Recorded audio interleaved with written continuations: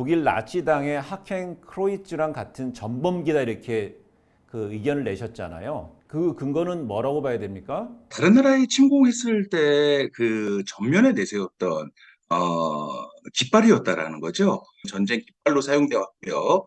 독일의 하켄크루이츠 같은 경우에는요, 2차 세계대전 이후에 법적으로 금지되어 왔던 거와는 달리요.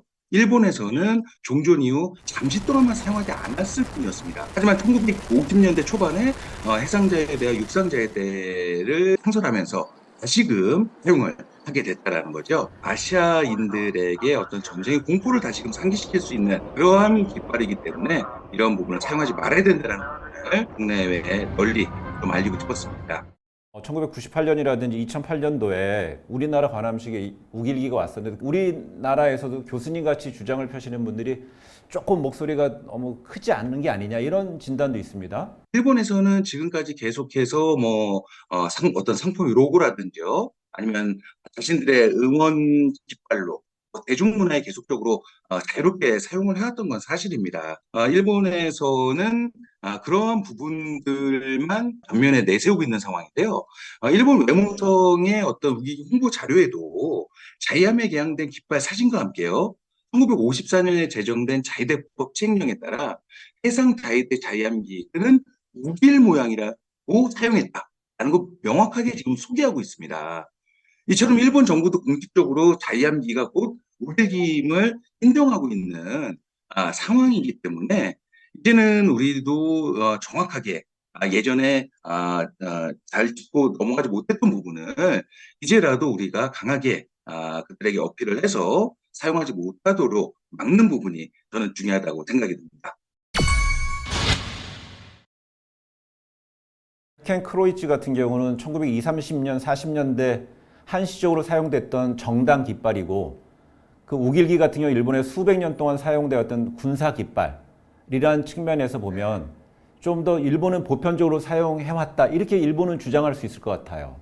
일본에서 보편적으로 사용해 왔던 것은 사실입니다. 문화적인 생활에서 사용돼 왔지만 일본에서 가장 큰 문제점은 뭐냐면 전쟁 때 사용했던 그런 역사적 사실만 쏙 빼고 홍보를 하고 있다는 거죠.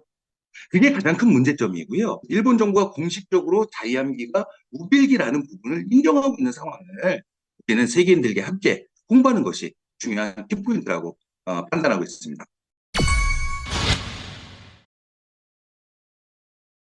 일각에서는 일본에 대한 반일 정서 부분에 있어서 우길기에 대한 문제점도 지적하는 거 아니냐 이런 시각도 있는 것 같습니다, 교수님. 반일 정서에 대한 어떤 그런 부분은 아니라고 생각이 들고요. 일단 역사적으로 분명히 있었던 일들에 관련된 부분을 이제는 미래의 지향 쪽으로 한일 관계가 가기 위해서는 또 이런 역사에 관련된 정립이 분명히 필요하지 않겠습니까? 그런 부분에 관련돼서 이런 우기기 문제도 일본의 어떤 역사 왜곡의 한 일환으로서 그들에게 지적해서 반드시 바꿔나가야 될 부분을 또 얘기를 하고요. 소통력 전략이 무엇보다 필요한 시점이라고 저는 생각하고 있습니다.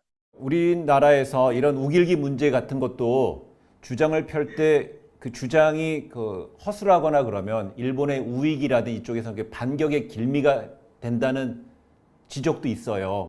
네, 맞습니다. 어떤 역사적인 부분에 관련돼서 우리가 가지고 있는 어떤 자료에 관련된 부분도 우리가 잘 정리를 하는 것도 굉장히 중요하고요. 그런 팩트 체크를 통해서 그들이 주장하는 부분에 있어서 잘못된 부분을 우리도 언제든지 치고 들어갈 수 있는 그러한 상황들을 만들어 나가는 것이 중요하다고 생각합니다.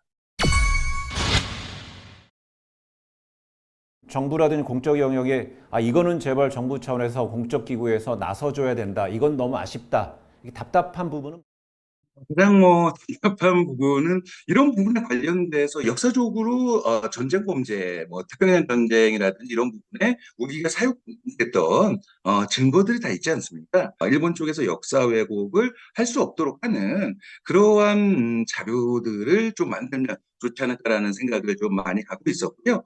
인간뿐만이 아니라 정부에서도 함께 힘을 모은다면 우리들을 지구상에서 퇴치할 수 있는 좋은 기회를 만들어낼 수 있을 거라고 확신합니다.